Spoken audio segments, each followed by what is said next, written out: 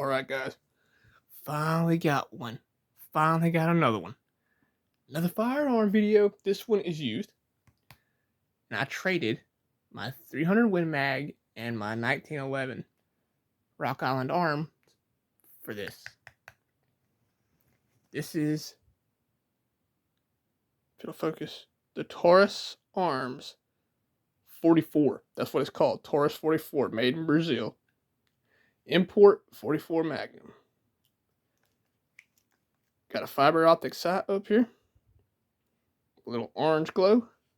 The barrel is ported so that when you shoot that big 44 Magnum, it don't kick way back like this. It's probably still going to lift you up pretty good, but not too bad. The grip and handle is massive. It's got a lot of rubber to it because you're going to need it for a caliber like this. 44 Magnum gets down. This is bear medicine right here. Let's see what we got on the other side over here. There's the serial number. There's the caliber 44. Come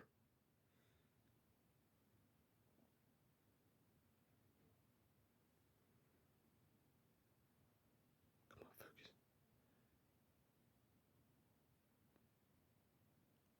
Bainbridge, Georgia. That must be their headquarters. But all the parts, the cylinder, everything, the barrel, is all made in Brazil, but it's all assembled in Georgia, apparently. This is a 6-shot. And look at that muzzle. Now, this is uncomfortable for me, but we're going to show you guys. Look at that, man. You don't want to be staring down that. This is a 4.5 inch barrel, I believe. And let's see if I can remember how the cylinder opens. You push forward on it like this. Flop open. And there we go. 6 rounds. 1, 2, 3, 4, 5, 6. The forcing cone. It's a little bit bigger than 357. Hell of a lot more powerful. There's your ejector rod. And look at the crane on that. Very, very robust. But also, look at this pin down here. See that? See how small that pin is right there? If you don't do this right, and you slam it shut, you could risk breaking that pin off. So you do that, and then you take your finger with your finger on the crane, support it like this, and then index it. It did it itself. That's interesting. The fiber optic sight at the front, the sight in the back is adjustable. I do not know how accurate it is because I have not shot it yet. And it's heavy. This thing has got some weight to it. I mean, it's probably, 6 pounds? Trigger, very heavy trigger. You can't even pull it. There is no safety on this. It's a double action revolver, so you can squeeze the trigger going all the way back, it will fire. Or you can cock the hammer back and fire it that way. But see, that's why there's no safety on a revolver. Because the trigger is so heavy. It's going to take a lot of force to get that thing to move all the way back here before it will fire. So you really got to want to fire this in order for it to go off on you. But the 44 Magnum, why did I want one of these? Dirty Harry, man. Clint Eastwood. Do you feel lucky? Well, do you? You know? His was a Smith & Wesson Model 29. And I can't afford one of those. Those are about $1,000. This one was $500 used. Because it's a Taurus 44. Now, let's talk about Taurus for a little bit here. Taurus's revolvers, like this, excellent guns for the money. They're semi-automatics. I've never had luck with. Either they jam, or they misfire a lot. You have to be careful what kind of ammo you put in them because it won't cycle it right. It'll cause malfunctions like crazy. The revolvers, whatever you put in here that says 44 on it, it will shoot. Now, that's one thing. You cannot put 357 Magnum in a 44. Do not do that. Only put that in 357.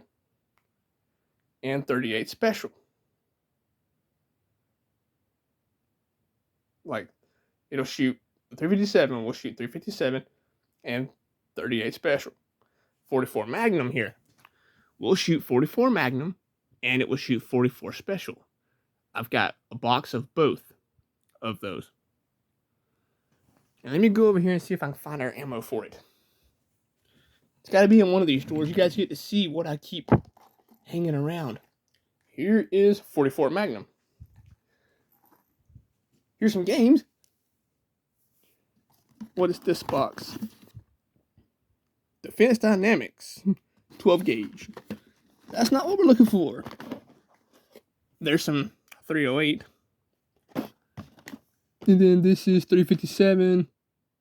And this is 45. Okay, so not in that. Not in that drawer. Let me get over here and see if I can get to it. Should be right here. 44 Smith & Wesson Special. Alright. Now we've got both ammos here. We can compare some ammunition. Now the gun's never been loaded. I have not loaded it. This box is so aggravating to get into. There we go. Alright, there's that one. Let's get this one. Okay. Now, let's bring the ammo out if we can. A little bit. Sorry about this. I don't mean to get so close to things. Okay. This is a 44 Special. Let's make sure we're right. Yeah, this is a 44 Special. So this gun, this Taurus, will shoot this round. Now that's a special. We'll lay it on top of the box. Please stay on top of the box. Thank you. And now, let's do it again. I gotta go zooming in on you. Be able to get my freaking hand in here to pull this. Where I can slide around out. There we go. This is the 44 Magnum. So let's put them side by side. And put the around on the box. Now look at this. Do you see the difference? 44 Special, right here. 44 Magnum's right there. They're the same exact round, just the case is longer in the Magnum. And really, Magnum was more of like a marketing tool. It was put on the guns and the ammunition to let you know that there's a little something extra there. They're not all that much more powerful than each other, but at the same time, they knew that when someone heard Magnum, they were going to expect big concussion, hell of a blast, you know, crazy recoil, stuff like that. And yes, 44 does kick quite hard. So if you've never shot one and you want to shoot one for fun and get used to it, get you a box of 44 Special. But look at the price on 44 Special here in Georgia. $34 a box, and you only get 20. 44 Magnum this box was almost 50 bucks. It's 180 grain, jacketed hollow point, JHP. 44B, that means Magnum. But this was almost $50 for 20. Now what do we got here? 180 grain, jacketed hollow point. 44SB. 44S means special.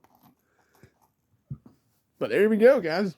I don't know a whole lot about the 44 Magnum other than the guy that invented this caliber was working with Smith & Wesson revolvers,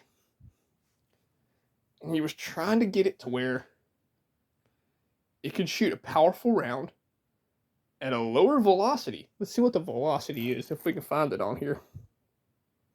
Does it say?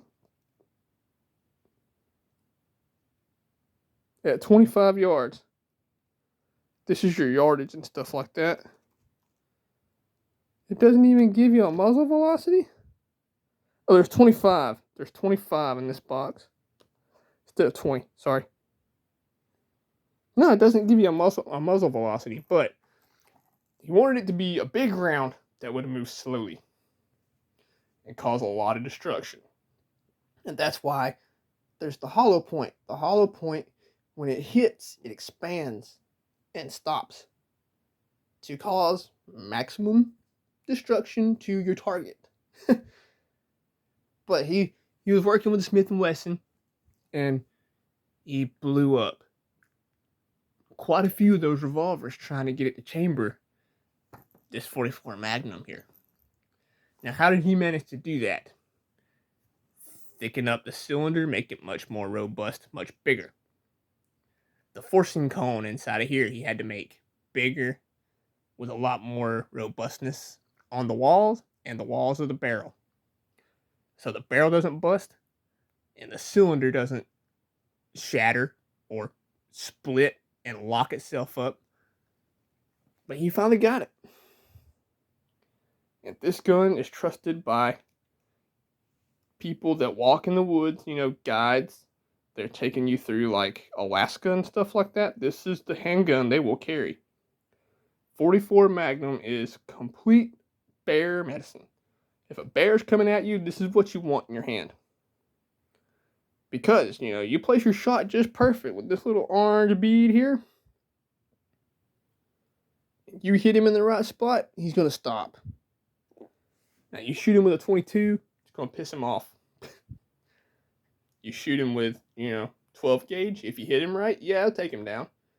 But this will almost, not always, but almost always guarantee you a stop to that kind of threat. So there we have it, guys. 44 Magnum. The Taurus 44. That's exactly what they call it. I was looking all over this thing trying to find a model number, and I was like, well, it just says 44, so I looked it up. And yes, it is the Taurus 44. $500 used. Not sure about what their new prices are. Probably roughly about 6 to 7, if I had to guess. So, hope you guys enjoyed the video. Those are my latest firearms. The Thompson Center I just put up in 308, and then this one. Those are my last firearm acquisitions that I've had. I hope you guys enjoy, and thanks so much for watching.